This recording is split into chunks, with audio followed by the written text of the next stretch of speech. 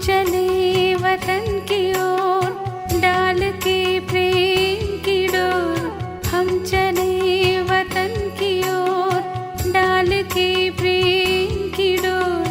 बाबा खींच रहा है आज सहज ही अपनी ओर। हम चले वतन की ओर।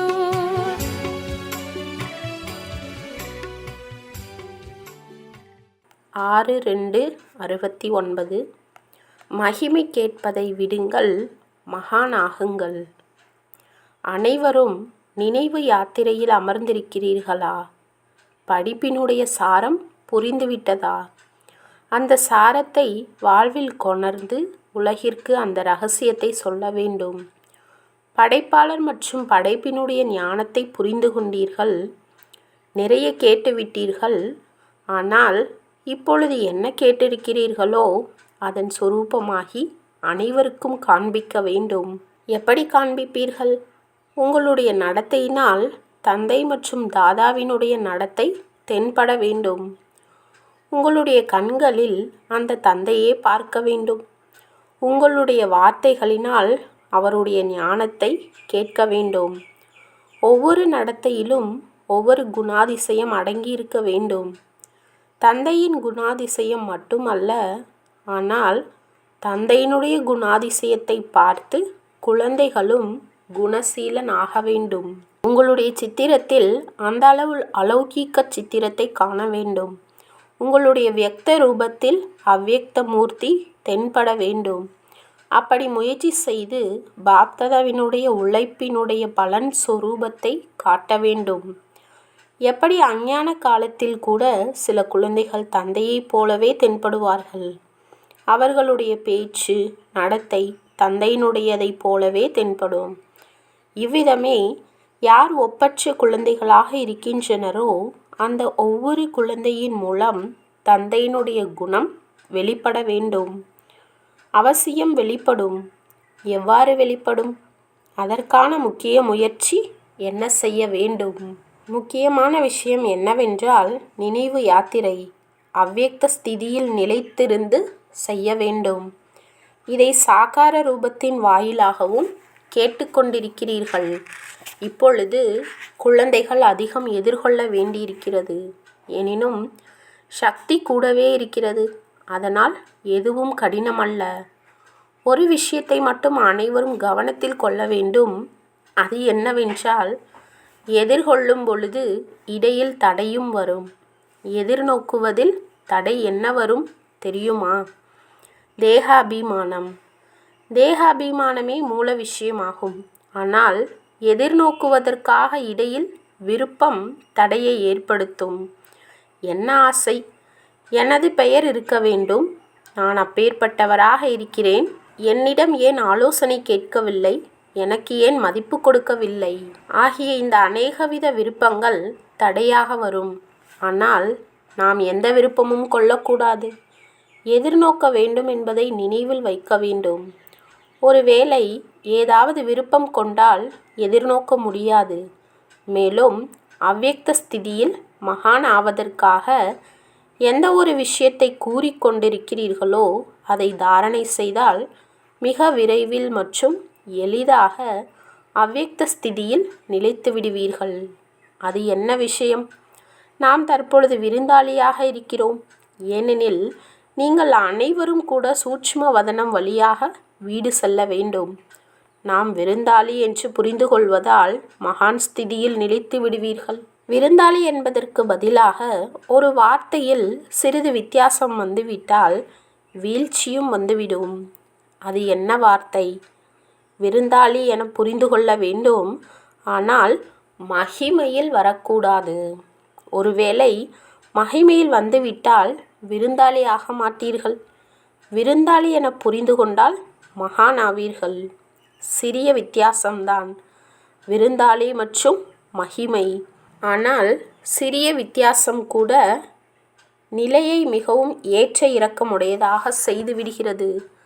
நீங்கள் அனைவரும் என்ன ஞானம் கொடுக்கின்றீர்கள்? திரிமூர்த்தியினுடைய ஞானம். எவ்வாறு திரிமூர்த்தியின் ஞானத்தை பிறருக்கு கொடுக்கிறீர்களோ அவ்வாறே தன்னிடம் கூட 3 விஷயங்களின் ஞானத்தை வைத்திருக்க வேண்டும். 3 விஷயங்களை விட்டுவிடுங்கள், மேலும் 3 விஷயங்களை தாரணை செய்யுங்கள். எப்பொழுது இந்த 3 விஷயங்களை விடுவீர்களோ அவ்வப்பொழுதே சொரூபத்தில் நிலைத்திருப்பீர்கள். சேவையில் வெற்றியும் ஏற்படும். சேவையில் தடை ஏற்படுத்தும் எந்த 3 விஷயங்களை விட வேண்டும்? கூறுங்கள். 1. ஒருபோதும் எந்த சாக்கு போக்கும் சொல்லக்கூடாது. 2. ஒருபோதும் யாரிடமும் சேவைக்காக சொல்ல வைக்கக்கூடாது. 3. சேவை செய்யும் பொழுது ஒருபோதும் தளரக்கூடாது. சாக்குப்போக்கு சொல்வது, சொல்ல வைப்பது மற்றும் தளர்ந்து போவது, இந்த 3 விஷயங்களை விட்டுவிட வேண்டும். மேலும் எந்த 3 விஷயங்களை தாரணை செய்ய வேண்டும்? தியாகம், தவம் மற்றும் சேவை ஆகிய இந்த 3 விஷயங்களை தாரணை செய்ய வேண்டும். தவம் என்றால் நினைவு யாத்திரை. மேலும் சேவை இல்லாமலும் வாழ்க்கை உருவாக முடியாது. இவ்விரு விஷயங்களின் வெற்றி தியாகம் இல்லாமல் கிடைக்க முடியாது. ஆதலால் 3 விஷயங்களை விட வேண்டும், மேலும் 3 விஷயங்களை தாரணை செய்ய வேண்டும். ஒருவேளை இந்த 3 விஷயங்களை தாரணை செய்தால் என்னவாக ஆவீர்கள்? உங்கள் புகழ் என்னவாக உள்ளதோ அதன் சொரூபமாக ஆகிவிடுவீர்கள். இங்கு அபுவிலும் உங்களுடைய புகழ் எந்த ரூபத்தில் உள்ளது? மேலும் எந்த ரூபம் நினைவு சின்னத்திற்கானது? தபஸ்யாவின் கூடவே மற்றொரு முக்கிய ரூபத்தின் நினைவு சின்னம் உள்ளது. யார் தில்வாடா கோவிலை கவனத்தோடு பார்த்திருப்பீர்களோ அவர்களுக்கு நினைவிருக்கும். எவ்வாறு தபஸ்விகளாக உள்ளனவோ அவ்வாறே 3 கண்கள் உடையவர்களாகவும் உள்ளனர். திரிநீர்த்தியின் கூடவே திரிமூர்த்தியின் நினைவும் இருக்கிறது. ஆக எவ்வாறு திரிநீர்த்தியினுடைய நினைவு சின்னம் உள்ளதோ அவ்வாறே ஆக வேண்டும். 3வது கண் எது? ஞானத்தினுடையது. ஞானம் என்ற 3வது கண்தான் நினைவு சின்னத்தின் ரூபத்தில் காண்பிக்கப்பட்டுள்ளது. தபஸ்வி மற்றும் திரிநேத்ரி. 3வது கண் நிலையாக இருந்தால்தான் தபஸ்வி ஆக முடியும். ஒருவேளை ஞானம் என்ற 3வது கண் மறைந்து விடுகிறதென்றால் தபஸ்யாவும் இருக்காது. அதனால் இப்பொழுது திரிமூர்த்தி என்ற வார்த்தையையும் நினைவு செய்து தாரணைப்படி நடந்தால் சக்திகளுடைய மகிமை என்ன இருக்கிறதோ அதுவாக ஆகிவிடுவீர்கள். இப்பொழுதோ மறைமுகமாக உள்ளது. இப்பொழுது வரை சக்திகள் ஏன் மறைமுகமாக உள்ளனர்? ஏனெனில் இப்பொழுது வரை தன்னுடைய சுபாவம், தன்னுடைய சேவை மற்றும் தன்னுடைய சிரேஷ்ட தன்மைகள் தன்னிடமே மறைமுகமாக உள்ளன. தன்னிடமே மறைமுகமாக இருக்கும் காரணத்தால் சிருஷ்டியிலும் மறைமுகமாகவே உள்ளது. எப்பொழுது தன்னிடத்தில் வெளிப்படுமோ அப்பொழுது சிருஷ்டியிலும் வெளிப்படும். இப்பொழுது வரப்போகிற சிவராத்திரி திருவிழா அதை மிக விமர்சையாக கொண்டாட வேண்டும். மிகுந்த ஊக்கம் மற்றும் உற்சாகத்துடன் அறிமுகம் கொடுக்க வேண்டும். ஏனெனில் தந்தையினுடைய அறிமுகத்தில் குழந்தைகளின் அறிமுகம் ஏற்படுகின்றது. குழந்தைகள் தந்தையினுடைய அறிமுகம் கொடுப்பார்கள். தந்தை பிறகு அவ்வியக்தத்தில் குழந்தைகளின் அறிமுகத்தை, குழந்தைகளின் காட்சியை ஆத்மாக்களுக்கு கிடைக்கும்படி செய்து கொண்டே இருப்பார். இந்த சிவராத்திரியில் ஏதாவது புதுமை செய்து காண்பிக்க வேண்டும். என்ன புதுமை செய்வீர்கள்? இதுவரை செய்த சொற்பொழிவுகள் எவ்வளவு யோகம் உள்ளதோ, எவ்வளவு சக்தி உள்ளதோ அதன் அனுசாரம் செய்து கொண்டு இருக்கிறீர்கள். ஆனால் இப்பொழுது குறிப்பாக சக்தி ரூபத்தில் இருந்து சொற்பொழிவு ஆற்ற வேண்டும். சக்தி ரூபத்தின் சொற்பொழிவு என்றால் என்ன? சவால் விடுவதாகும். என்ன சவால் விடுவீர்கள்? இன்னும் மிகுதியான வலிமையோடு சமயத்தின் அறிமுகத்தை கொடுங்கள். மேலும் இது தந்தையின் காரியம். இப்பொழுது சமயம் அதிகம் இல்லை. சிறிது கையிலிருந்து இழந்ததாகிவிட்டது. ஆயினும் இன்னும் சிறிது காலம் என்ன மீதமுள்ளதோ அதையும் இழந்து விடாதீர்கள் என்று அவர்களுக்கு அடிக்கடி சொல்லுங்கள். அத்தகைய வலிமையுடன் சமயத்தின் அறிமுகத்தை கொடுங்கள்.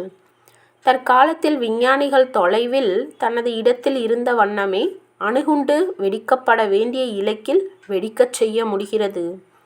அப்பேற்பட்ட அணுகுண்டுகளை தயாரித்து கொண்டிருக்கின்றனர். விஞ்ஞான சக்தியை விட அமைதி சக்தி சிரேஷ்டமானதாகும்.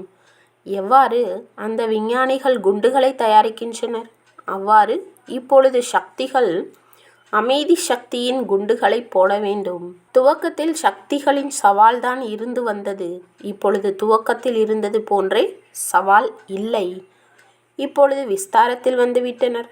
விஸ்தாரத்தில் வந்ததால் சவாலினுடைய ரூபம் மறைமுகமாகிவிட்டது. இப்பொழுது விதை ரூப நிலையிலிருந்து சவால் விடுங்கள். அந்த சவால் மூலம் பலருக்குள் விதை விழ முடியும். எனினும் விதை ரூப ஸ்திதியில் நிலைத்திருந்தீர்கள் என்றால் அநேக ஆத்மாக்களுக்குள் சமயத்தின் அறிமுகம் மற்றும் தந்தையின் அறிமுகத்தின் விதை விழுந்துவிடும். ஒருவேளை விதை ரூப நிலையில் நிலைத்திராமல் விஸ்தாரத்தில் மட்டும் சென்றுவிட்டால் என்ன ஆகும்? அதிகமான விஸ்தாரத்தால் கூட மதிப்பு இருக்காது, வீணாகிவிடும். ஆகவே விதை ரூப நிலையிலிருந்து விதை ரூபமானவரின் நிலையில் நிலைத்திருந்து பிறகு விதை போடுங்கள். பிறகு பாருங்கள் அந்த விதையின் பலன் எவ்வளவு நன்றாக மற்றும் எளிதாக கிடைக்கிறது என்று. இதுவரை அதிக உழைப்பு செய்யப்பட்டிருக்கிறது, பிரத்யட்ச பலன் குறைவாக உள்ளது. இப்பொழுது உழைப்பை குறைத்து பிரத்யட்ச பலனை அதிகமாக காண்பியுங்கள். அனைவருக்குமே அன்பு இருக்கிறது, எனினும் அன்பின் சொரூபத்தை கொஞ்சம் காண்பிக்க வேண்டும். இவ்விதம் சதா இந்த நிலையில் நிலைத்திருக்க வேண்டும். ஆயினும் குறிப்பாக சிவராத்திரி வரை ஒவ்வொரு குழந்தையும் ஆரம்பத்தில் குழந்தைகளாகிய உங்களுடைய பட்டி நிகழ்ச்சி எவ்வாறு நடந்ததோ அவ்வாறு நாம் நினைவு யாத்திரையின் பட்டியில்தான் இருக்க வேண்டும். முற்றிலும் அவ்வியக்த நிலையில் நிலைத்திருக்க வேண்டும் என புரிந்து கொள்ள வேண்டும். தன்னை சோதனை செய்வதில் கவனம் செலுத்துங்கள். பிறகு இந்த அவ்வியக்த ஸ்திதியினுடைய பிரபாவம் எவ்வளவு ஏற்படும்? கடினம் அல்ல, மிகவும் எளிதானதாகும். காரியங்கள் செய்த போதிலும் பட்டி நடைபெற முடியும். இது உள்ளார்ந்த ஸ்திதியாகும். உள்ளார்ந்த ஸ்திதியின் பிரபாவம் அதிகமாக ஏற்படுகிறது. அனைவரும் அமிர்த வேளையில் சந்திப்பு செய்கின்றீர்களா? இதுவரை அத்தகைய வாயுமண்டலம் வந்து சேரவில்லை. இதுவரை மதுபனத்தில் இருப்பவர்கள் கூட அன்பிற்கான சான்று அளிக்கவில்லை. நாலாபுறங்களிலிருந்தும் மிக குறைவான குழந்தைகளை அன்பிற்கான சான்றை அளித்திருக்கின்றனர். குழந்தைகளின் மீது தந்தைக்கு எவ்வளவு அன்பு இருந்தது? அன்பினுடைய சான்றாக நடைமுறையில் எவ்வளவு சமயம் கொடுத்தார்? என்ன கொடுத்தார்? குறிப்பாக தன்னுடைய உடல்நிலையை கூட பார்க்காமல் என்ன சான்று அளித்தார்?